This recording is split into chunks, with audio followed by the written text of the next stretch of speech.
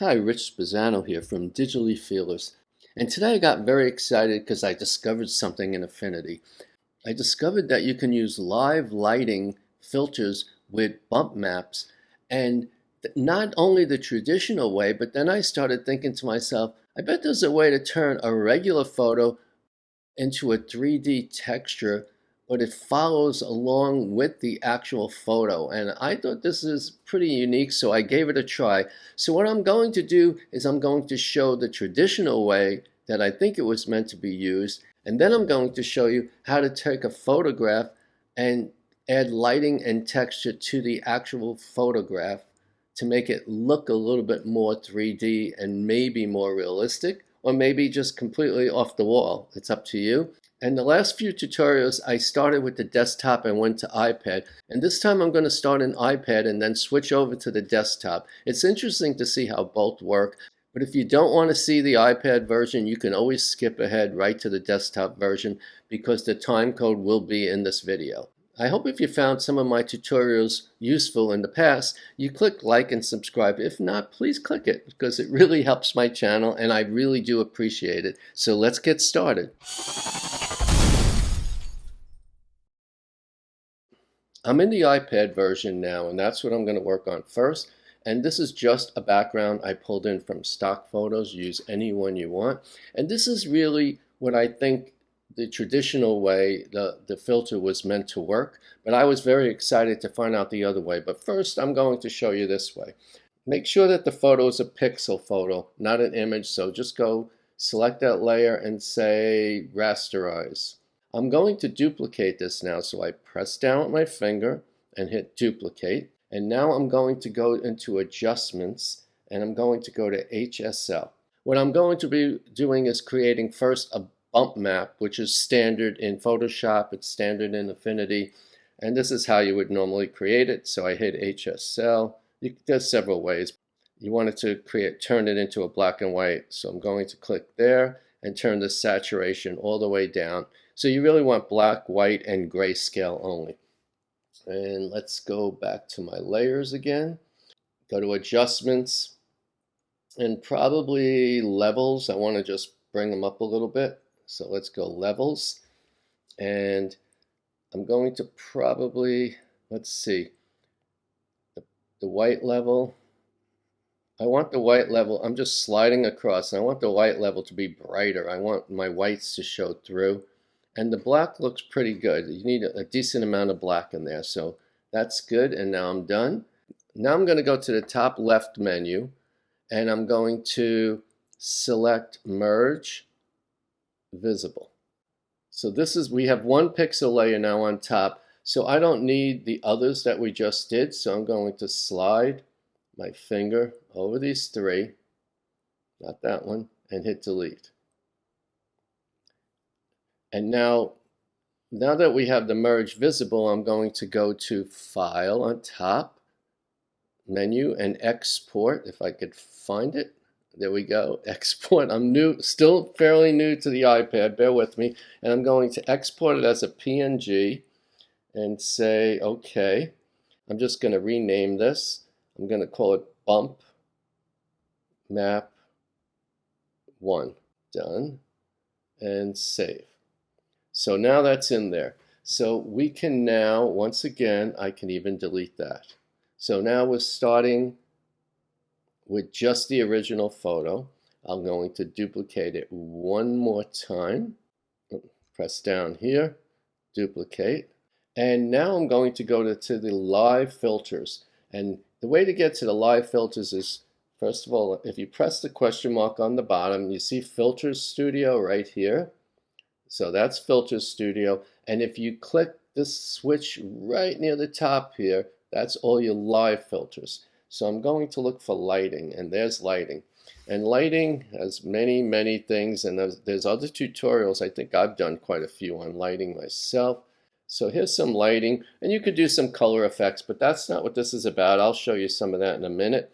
But what this is about, which I think is really cool, is I am going to go to the next arrow on the bottom right here, and I'm looking for texture. Did I find it? There it is, load texture right here. and it's going to look for, there's my bitmap 1, and I'm loading that texture in, and nothing happens. But because the reason nothing happens is right down here, you see where it says texture 0? I want to slide that, and as you slide it up, now remember this, the bump map has to be exactly the same size as the photo. So this is very important. So make sure that they're exactly the same size when you load it. So you have to be very careful how much texture you want to add in there. And so now you can go back and you can check out the different kind of lighting, like specular. You might want to cut that back down a little bit. So this is what it originally was meant to do. But here's the cool part when you do this, and I'm going to put in some text. Let's bring that one now, that layer to the top, and we're good there. You don't see anything here because the lighting layer is below it. Now, but if you grab that lighting layer and go above it, now look what it does. And that's the traditional way that I think it was meant to be. And now that the lighting is live, once again, you can touch the lighting and change things. Like, for example, the specular color, you might want it in the blues. Specular color is the reflection of inside the grooves. So maybe you want it in those blues. Maybe not as much, so the specular can go down a little or more. But if you look real close, isn't that cool how that works like that on the inside? So that is the traditional way to use lighting, especially live lighting, because now you can come back to it. And remember, afterwards you can do things like levels, and you can do texture and 3D on the wood, whatever you want to do. This is just to show this. Okay, so now that I did that, I got to thinking, wouldn't it be cool if you can turn a regular photo, a different kind of photo, into a 3D texture? And I didn't know if it could be done. So I'm actually going to delete all of these because I don't need them anymore. And let's get rid of that. And what I did was I opened this flower, and once again, in stock photos. Now, I've only tried this on 2 things, and they've worked pretty well. Maybe it won't work on some photos, and maybe it will, or maybe it'll work better on some photos. So I am going to do exactly the same thing as I did before. I'm going to rasterize this photo, and then I'm going to press down and duplicate it. And after I duplicate it, I'm going to go to Adjustments, which is right up here. Oops, Adjustments. And I'm going to pick HSL, and then down on the bottom where that color thing is, I'm going to desaturate it. And then I'm going to go back to my layer, same one again, and I'm going to use levels. Let's see, there we go, levels. And I want to make sure, like I said, that my whites are really white. So I'm going to up the whites because I want the whites to show through. So I think that looks pretty good, maybe a little less. Let's go like there. We'll take a chance on that and we'll see how that works. And now I'm just going to do export on top, export it, and I'm going to export it as a PNG because of the quality of it, and I'm going to say OK. 2. Done. And save. Okay, so now we can delete those. So let's delete that and delete that. And actually, we don't have to duplicate the photo like we did last time because it's already there. So here's the photo. Now we go into filters right there. And we go into live. Make sure that live, you don't have to, but live you can come back to later, and hit lighting. And once again, I'm going to bring my lighting out somewhere in this area. I'm on spot lighting, by the way. You can use different kind of lightings, but I like spot for this particular thing. And now on the bottom here where it has the little extra arrows, you click those and you click again, and then you'll see load texture. And then I'm going to bring this up and look at this. Now be very careful again how much you go up. Very little. I'm going to get you a close-up to see. If you don't go up, this is nothing. Let's say this is 0. This is where it was originally. And now you slowly go up, because this, you don't want too much. Remember, it is a flower. You want it to be delicate. But in other things, you may want to go up a lot. So let's go up maybe that much. That's not so bad. Let's see, maybe a teeny bit more just to show it on the video. Now, again, on a flower, it's not going to be a flower. You want it to be softer than you would some other things. But other things, you might want it to be really, really rough. So I'm going to just kind of, by the way, if you go the other way, it's bringing it inside itself. So I'm going to say, I'm going to go to a 3, I think. Let's just type in 3. I just tapped it. And I think 3 from a distance looks okay. So you can see now that this is all 3D. I mean, it actually texturized every detail of the petals, which I think is so pretty. I mean, really, really interesting. Like, look at the before and after. Now, forget about the color, the brightness, because that's our lighting. We can change our lighting and make it brighter or darker. But I want you to see how you go from a flatter image to a more textured image.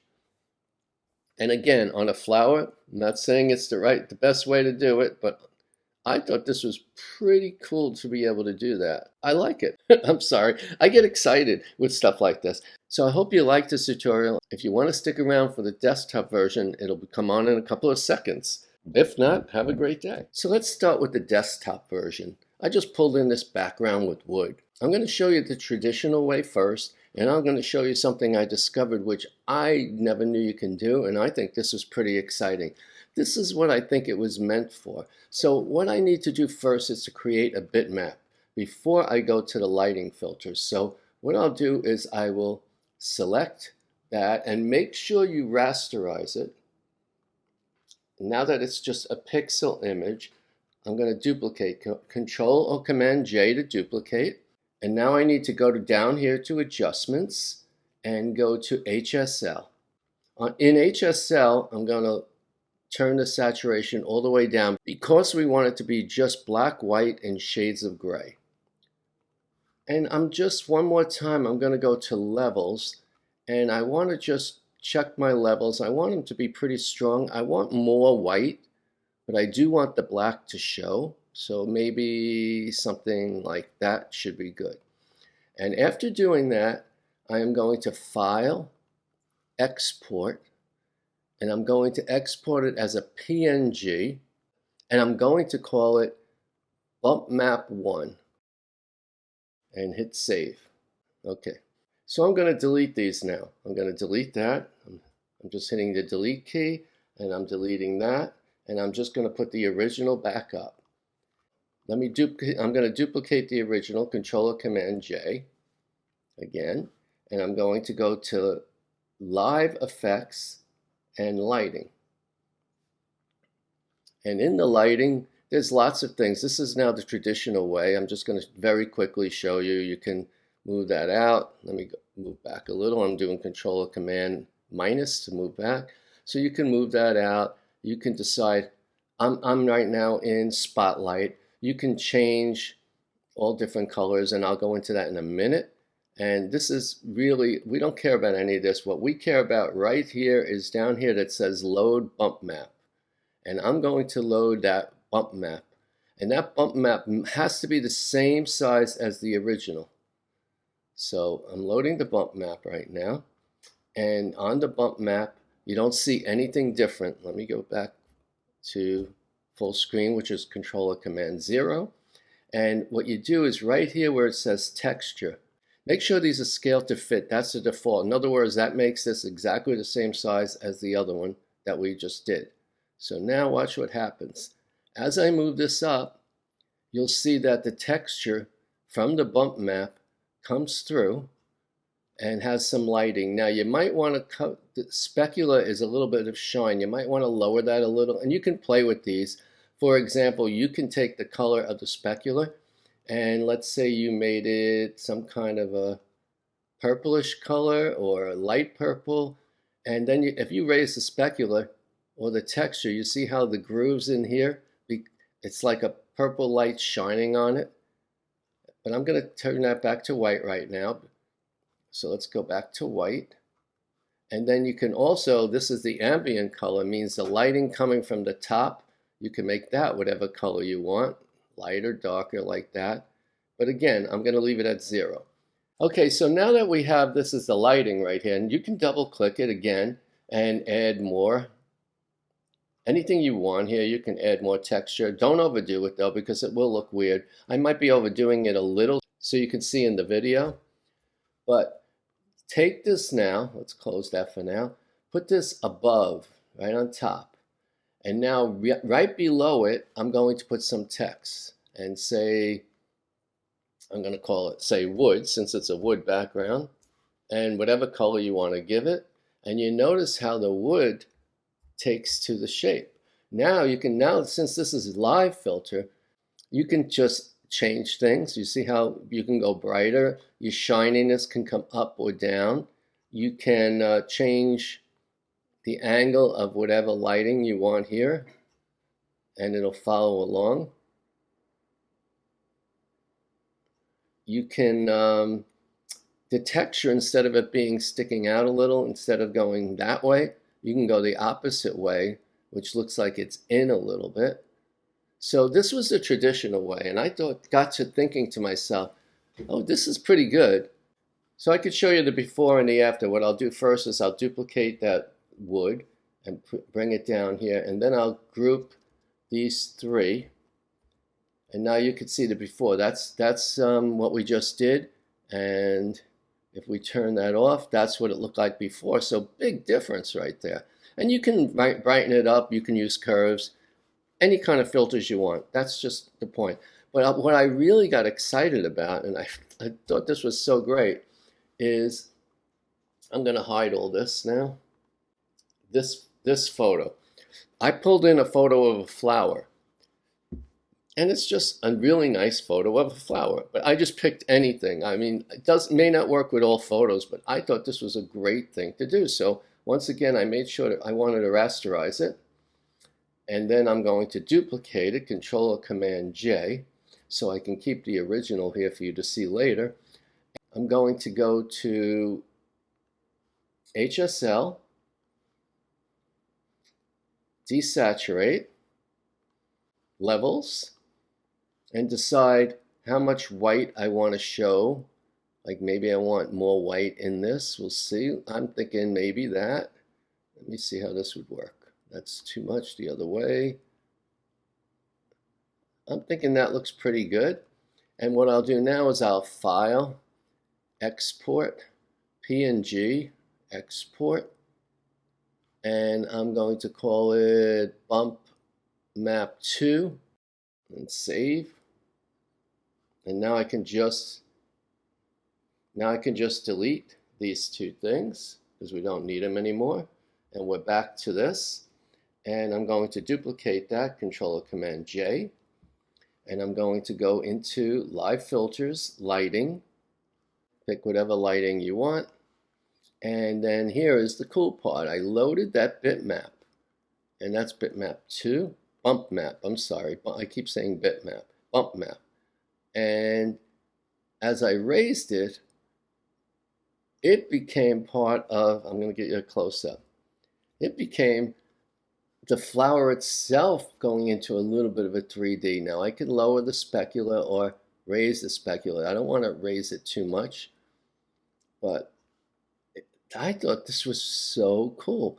And once again, I could change the specular color, maybe to the background, the darker purple. I don't know if that's going to work. Let's give that a try and see what happens when I raise that. And now even the background has a little bit more of a purplish, whatever color that is, the dark purple in there. Or I can go the other way around. Let's try going into the blues and see how that looks. Look at that. Now that's the specular color. That's not the color. That's just where all these reflections are. And I can exaggerate it so you'll know I can go like that. And you can see if I really exaggerate it, which we don't want to do, it's in the blue tint. I think like that, and maybe a little less here. And I think this looks fantastic. And I could show you the before and after right now. So let's do, that's what we did, and this is what it looked like before. And look at the difference. you can see all the grooves. And once again, you can play with it. You can do levels and everything else. So I thought this was an interesting idea, and you should try it out at different photos. This is the only one I really did try, these two. So it may not work with some. It may work better with others. So I hope you liked this tutorial. And if you did, please click like and subscribe, and have a great day. Thanks so much. Bye.